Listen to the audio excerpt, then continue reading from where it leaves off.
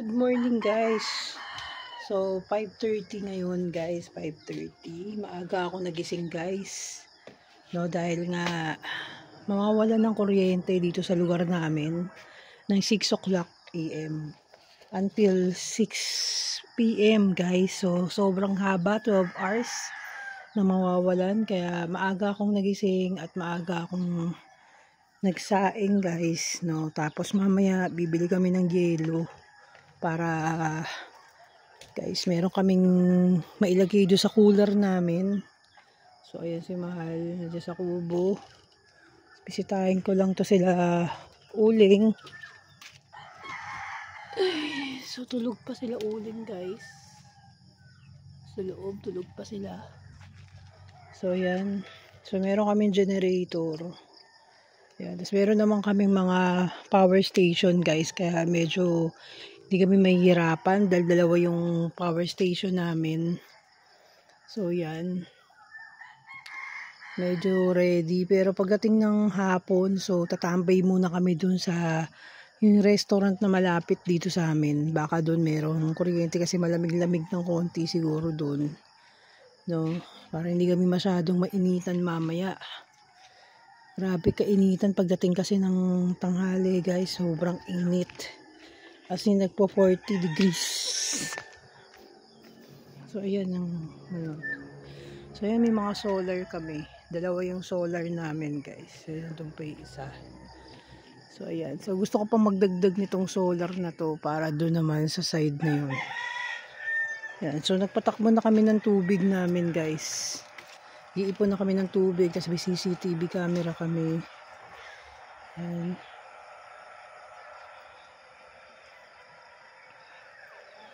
So, yan yung bahay namin. So, itong daming mga puno ng saging, guys. So, gusto ko nga patanggal doon yung maliit doon sa unahan. Gusto kong patanggal kirisalito para mailipat doon sa likod. Kasi sobrang dami naman nilang, ano, diba, puno ng saging. So, yan, napakasarap ng hangin, guys. Ito naman si Dorayday. Dorayday, what happened to you, Dorayday? Dorayday! Dorayday! Ito si Dora. So, inaalagaan namin tong aso. Naku, lumalala yung ano mo. Ang dami mo na naman galis kasi punta ka ng punta dun sa ano. Kasi punta siya ng punta dun sa dulo. So, may mga buhangin. Nawala na yung galis nito. Ginamot na namin, guys. So, ayun pa rin. So, ang ganda dito, guys. Sobrang ganda. Ayan. So, nung bata ako guys, napakahilig kong mag-drawing ng... Kaya pala ako, nung bata ako, nag-drawing lagi ako ng, ano guys, ng puno, tsaka ng bahay kubo guys. As in ganito, may bahay kubo, tas may punong ganyan guys. As in ganyan. No, magkakaroon pala ako ng ganitong property guys, no? Nung bata ako, na mayroon akong kubo, diba? Tapos may puno, diba? Ang saya guys, no? Grabe. So, ayan.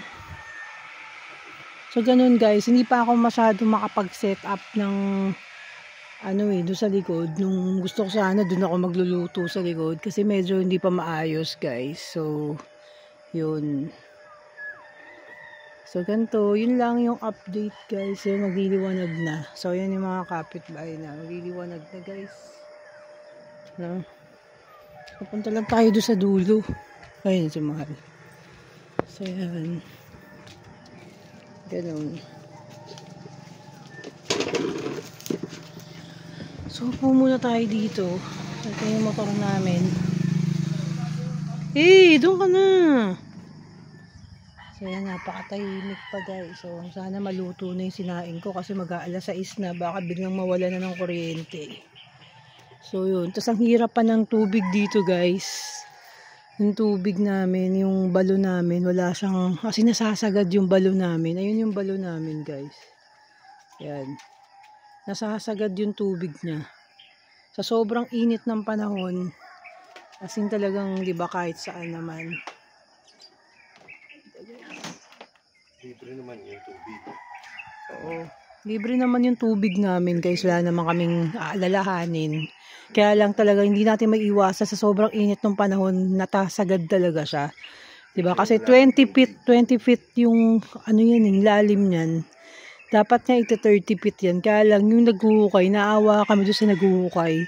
Kasi baka mamaya bumigay yung pinaka ano niya, matabunan siya doon sa ilalim, 'di ba? Sagutin pa namin siya. 'Di ba? Kaya hanggang 20 feet lang yung pinaanuhan namin. Tapos, yung isang kaibigan namin, si Rizalito, gusto nga niyang laliman pa gawing ng 30. Kaya lang natatakot nga kami guys kasi nga baka kung anong mangyari sa kanila. Diba? Kaya yun yung iniiwasan namin guys na ano, diba, na mangyari. So yan, sarap lang dito guys. As in talagang yung oxygen guys na hinihinga yung oxygen, diba? Sariwang-sariwa yung hangin. Dito lang ako hindi hinahapo talaga as in napakalakas ko. Kaya lang pag naamoy ko na yung usok, kasi minsan may nagkaano kasi ng mga yung sa nyog, 'di ba? Yung sa ano. Oh. Pero hindi na ako hinihika. Pero ganun. As in matagal na naman ako hindi na hinihika. Pero ngayon, as in talaga napansin ko guys, hindi na ako umiinom ng vitamins. Oo guys, yung iniinom kong Percy, hindi na na-lessen na yung pag-inom ko ng Percy. Umiinom na lang ako ng Percy guys pag talagang kunyari nabahing ako. Yun lang. Para lang hindi magtuloy-tuloy. Yun lang. As in dati, ilang beses ako umiinom ng Percy guys. Nung grabe, sobrang init sa Manila. 4 na beses guys. No, 4 na capsule lang iniinom ko doon para hindi ako hikain. Pero dito as in isa lang. Minsan nga hindi na nga, 'di ba? So yun, gumaganda yung immune system natin, guys. As in talagang nakakahinga tayo. Ano? Ayan. So mamaya bibili kami ng yelo. So nagliwanag na guys, nakita nyo, nagliwanag na. Mamaya bibili kami ng yelo para ilagay doon sa ice box namin. Dahil kasi yung mga ano nga, mga frozen goods namin nasa loob ng rep, ilalagay sa ice box. Tapos, 2 ice box ipupunuin ko ng yelo. Yung maliit naming ice box, yun yung sa pang-inom namin na yelo. Tapos yung malaki, yun yung stockan ng ano guys. So yun na nga. Ganun nga yung mga kaganapan guys. Nakwento ko lang sa inyo. Kaya mag-ready tayo sa brownout. No? So hindi pa ako na, but na lang may gasol kami guys. Meron kaming panalo na tutuan. Ang ganda. No? Ito may puno guys. Ang ganda oh. Ang ganda sa camera ng puno. Saan ako ka?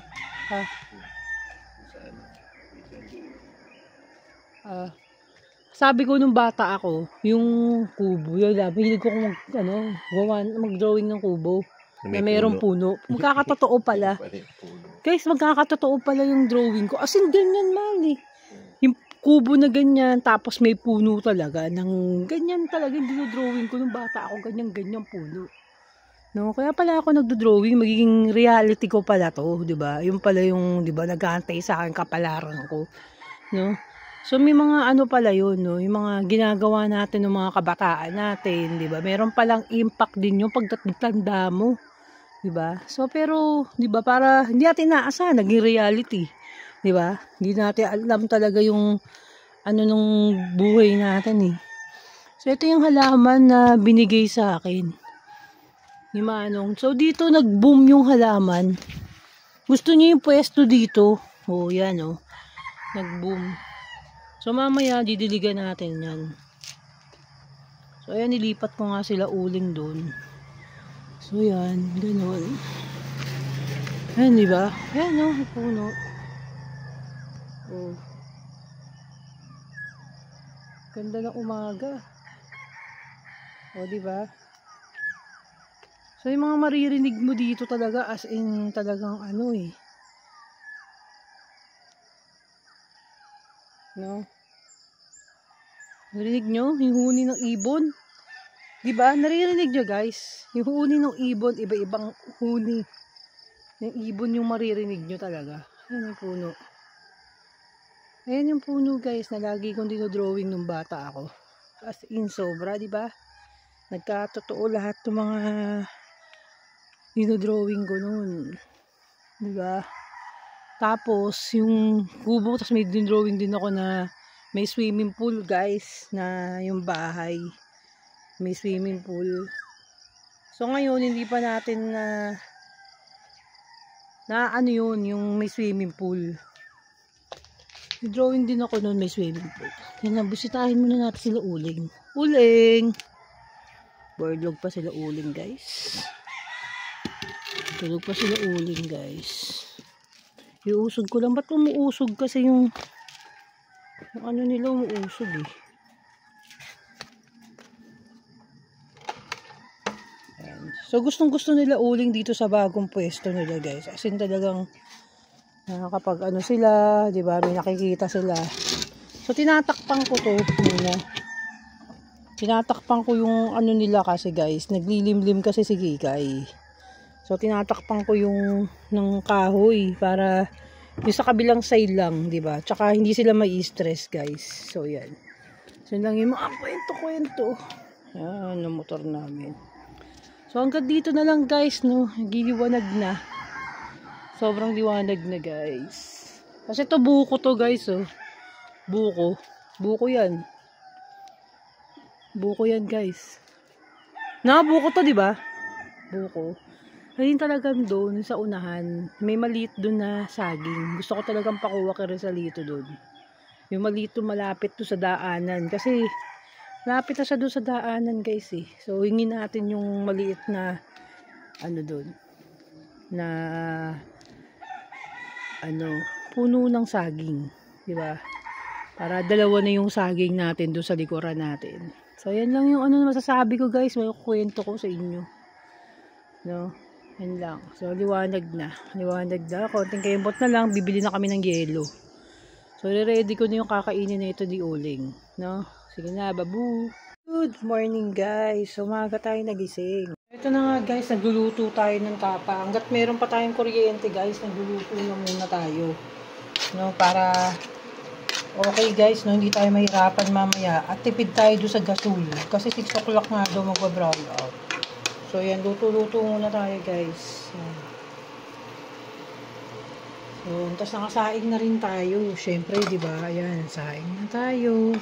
Ayan. At meron na rin tayong mainit na tubig. So, kung makakahabol pa, pwede pa tayo makapag-init ng tubig mamaya pang inom. Pandagdag do sa ano natin. Ayan. So, pinakukulang ko maigi yung tapa para lumambot siya. Ano ko ka. Yan. Yung tipong ano yan. Para mas lalo pa siyang lumambot, guys. So, medyo ready na tayo, guys. Sa ano natin. Sasabakin nating brown out. Tapos mamaya gawa. Bibili tayo ng yelo mamaya. Lalabas tayo.